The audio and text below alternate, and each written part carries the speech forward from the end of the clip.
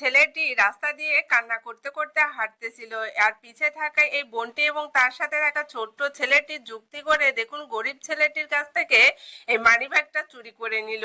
আর এই গরিব ছেলেটি কিছুই বুঝতে পারলো না। আর এই বোনটি দেখুন এই মানিব্যাগটা আরো দুইটা ছেলের কাছে দিয়ে দিল।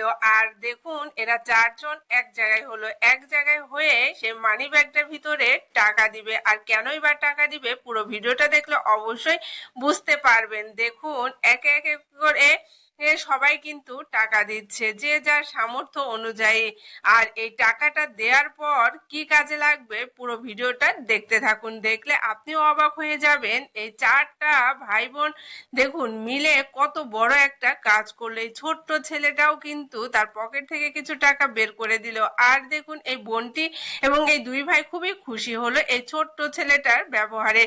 এরপর দেখুন সেই টাকাগুলো মানিব্যাগে রেখে এই বোনটি তার ব্যাগ থেকে আরো কিছু টাকা বের করলো, বের করে সেই মানিব্যাগে দিয়ে দিল। এরপর দেখুন এই মানিব্যাগ নিয়ে এই বোনটি দেখুন সেই গরিব ছেলেটির কাছে গেল। গরিব ছেলেটি ফোনে কথা বলতেছিল, সে মানিব্যাগটা নিচে রেখে গরিব ছেলেটিকে দেখে দিল যে তার মানিব্যাগটা পড়ে গিয়েছে নিচে। আর ছেলেটি দেখুন সেটা দেখে মানিব্যাগটার ভিতরে দেখতে পেল অনেকগুলা টাকা। আর এই টাকাগুলো পেয়ে সে অনেক খুশি হয়েছে, কারণ এই টাকা দিয়ে তার মায়ের চিকিৎসা করাতে পারবে। আর এই টাকাগুলো পেয়ে দেখুন আল্লাহ তাআলার কাছে মানে শুকরিয়া আদায় করতেছে।